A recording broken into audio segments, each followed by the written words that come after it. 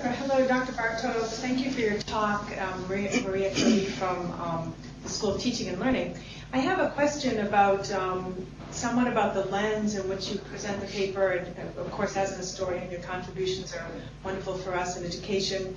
I see that you use a lens of ethnicity and ethnic, interethnic relationships and relations. And I wondered how a lens of religious diversity might change or influence some of the history of looking at Holocaust education and minority rights. And along those lines, the second question is about religious diversity. I think in the United States, I sort of feel a growing tension, of course, a polarization between Christians and sort of misunderstandings about the Muslim faith and confounding that with Arabs, which is, of course, considered an ethnic group.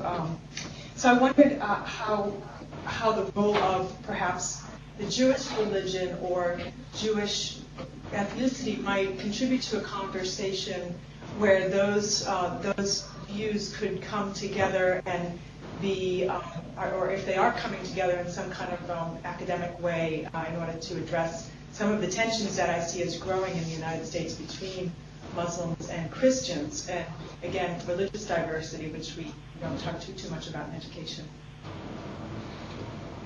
Well, thank you. That's a big question. In some ways, that would be the topic for a whole other lecture, but I'll try to address some of this. One thing we need to understand is that contemporary U.S. society is very, very different from the societies that I was speaking about. There are many differences, and we can't go into all of them.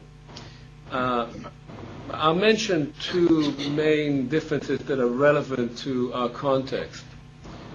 One is we think about American society as a pluralistic society, as a multicultural, multi-ethnic society. We often think anachronistically in these terms about societies that had a multiplicity of religions, ethnic groups, and other types of identities. But these were not pluralistic societies. These were societies that had a multiplicity of ethnicities and religions, but they not only were not pluralistic, they did not have a concept of pluralism. They were not built around that principle at all. They were societies in which you were defined by your religion. You were defined by your occupation. You were defined by your place in society. So this is one very important difference. The second difference is that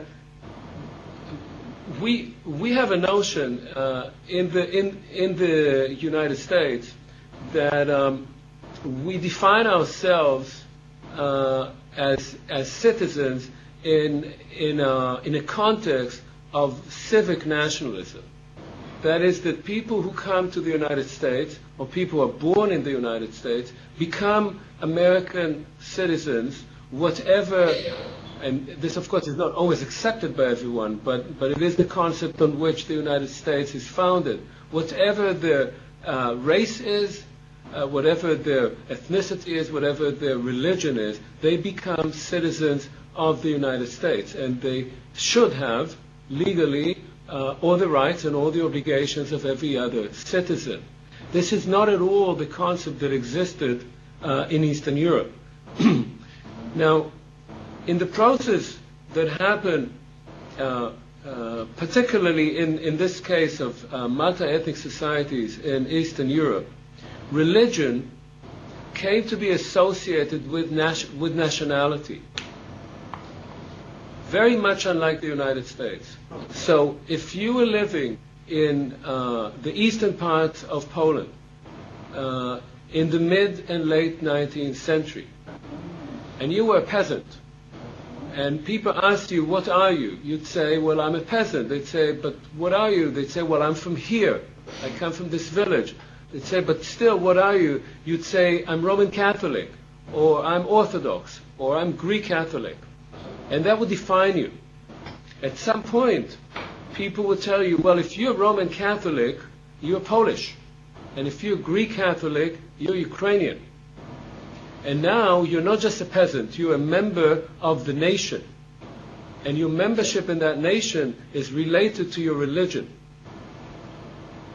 So that by the late 19th century, early 20th century, people are identifying increasingly their religion with their nationality in areas that are otherwise mixed, in which you have mixed families, whole villages that are, say, partly Ukrainian, partly Polish, partly Roman Catholic, partly Greek Catholic, Uniate, or Orthodox. This is not something that we have as an idea in the United States. You don't define your nationality according to your religion. Your religion is supposed to be your private affair. Your nationality is your public face vis-a-vis the rest of society. Now, in many ways, the vast immigration waves from Europe to the United States took people who saw themselves as belonging to one category or belonging to one kind of world view of how you define yourself to another world in which people learn to define themselves differently. But this is never a completed project. And as you say rightly, nowadays in the United States there are echoes of something else. This is not the first time, of course. This has happened before. There were many instances in past American history of xenophobia, fear of foreigners, of discrimination against people belonging to this or that ethnic group or religious group. But I believe that the United States has and has had until now a fundamental agreement among most of its citizens that that is not the way to define society, that this is precisely what makes the United States different. Now let me take you for a moment to what is happening now in Europe, not in the 19th century and not in after World War I, but right now. Europe now is facing, and this includes very much Western and Central Europe, Europe now is facing a new situation that it has not faced before. It has very large, much larger, both in absolute numbers and in relative numbers, very large Muslim and Arab minorities that it did not have before. And European countries such as Britain, France, Germany, Italy, Austria do not quite know how to deal with this question. They have not prepared for that. They have not learned how to help people assimilate. And there is now growing nationalism within these countries and growing cause to exclude outsiders, non-Europeans, from their borders as they see it. But they come to that from a very different point of view. They come to that from a point of view of being nation states. They were formed, they saw themselves as being nation states, as being states of a single nation that may then accept others.